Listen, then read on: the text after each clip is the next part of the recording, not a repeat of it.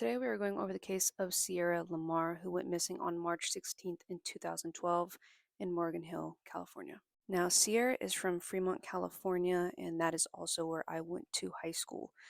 This case is a little bit different for me because my best friend's little sister was Sierra's best friend. And I remember this case happening, and I worked at a store at the time, and they came with the flyers and they came with bracelets, and they also had things written on the back of their cars, and everyone was looking for Sierra, and it was just a very surreal thing that was going on within our friend group at the time. Went to Washington High, which was my high school's kind of rival when it came to sports and other things like that. But she went to Washington High up until her parents divorced, where she ended up moving to Morgan Hill.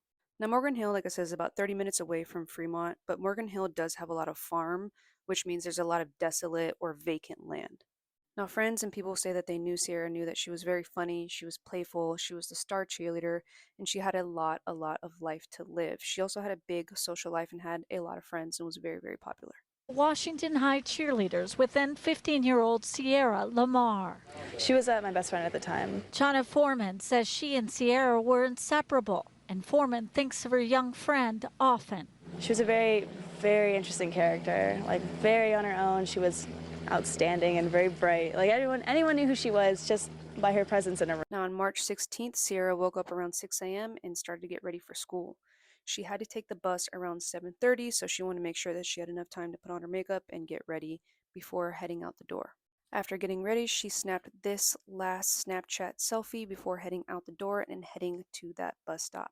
This was the last picture of Sierra ever taken. Sierra left her house around 7:15 a.m. and started the half-mile journey to the bus stop. Now, this is the bus stop that they don't know if she actually ever made it to, or if the person who is responsible for this actually picked her up before actually getting to the bus stop. But as you can tell, it is very vacant. Like I said, there's a lot of farmland, so there's a lot of kind of empty space around Morgan Hill. Now, after she left for school, as all moms do, they kind of send you a chore list for that day. Now, after Sierra would have left to catch that bus, her mom, Marlene, sent her a text message kind of going over some chores that she had that day, and she got no answer. She thought it was a little weird, but continue on with her workday. At 3:45, her mom, Marlene, actually tried to call Sierra, and it went straight to voicemail. Because she didn't answer to the chore text message and she wasn't answering now at the time she would have been, out of school, she actually started getting really worried and tried to head home to see if maybe Sierra was at home. When Sierra was not at the family home, Marlene became even more worried and went to Sierra's high school in Morgan Hill. When she got to the school, she had learned that Sierra actually had never even shown up for school that day. Very frustrated, she explained or asked why they had not informed her that Sierra never went to school that day, and they did not have an answer. At that time, she did go to police and report Sierra as missing. These flyers were also put up around Fremont and in Morgan Hill, and I remember seeing these flyers around schools, around kind of public hangouts and other things like that.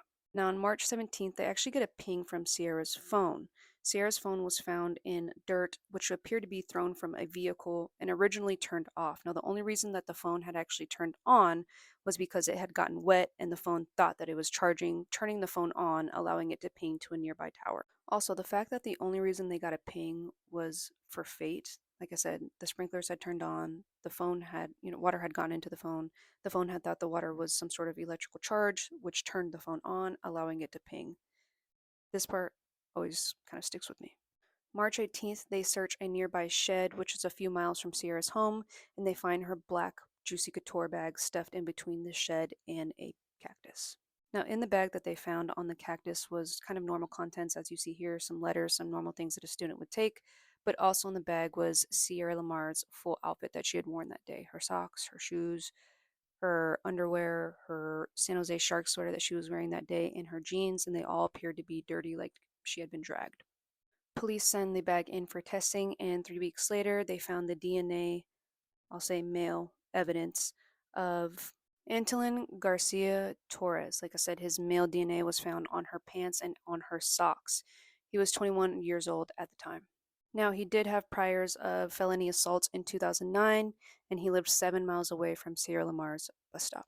Police found him living in a trailer park with his pregnant wife and his mother. Obviously, they began a 24-hour surveillance on him, and they did go to the management of this trailer park to try to get CCTV, and that's when they found that he had left that morning, 15 minutes earlier, about 7:15 and headed in the direction of Sierra Lamar's bus stop. Now, police do question him on his involvement in Sierra Lamar's case.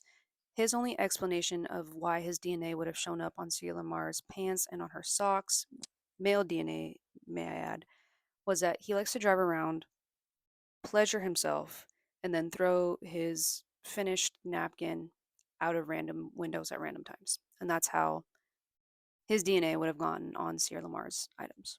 Now, police were able to get in contact with witnesses that did drive by that bus stop that day that Sierra did go missing, and witnesses did say that they did see a red Volkswagen around the area that day. Upon doing more research, police did find that he also drove a red Volkswagen. Now, upon taking his car into forensics, they did find Sierra's hair wrapped around rope in the trunk and her fingerprints on the rear handle of his car. He was arrested and charged with murder and kidnapping, but him and his mother and his wife maintained his innocence. Trial finally began in 2017. Now, this is where it came out that 2 years before Sierra Lamar got kidnapped and eventually lost her life, in 2009, he actually attempted to kidnap 3 separate women at his job where he worked in Safeway in Morgan Hill. Now, those 3 women did come forward and they all mentioned that he tried to abduct them with a stun gun. Police eventually ended up getting their hands on that stun gun and running forensics on it and found a partial fingerprint, and that's how they were able to connect him with these 3 other cases in Sierra Lamar's case. On May 9th, 2017, he was found guilty on all charges and got life with no chance of parole. Now, this piece of shit never told cops what happened, where she could be found, what happened with her body, and her body was actually never found. Now, Sierra's family has said that they have found peace knowing that he will never get out of jail or be able to harm another woman in his life, but they are still saddened of the fact that Sierra's life is still surrounded by mystery and they still have never found her body.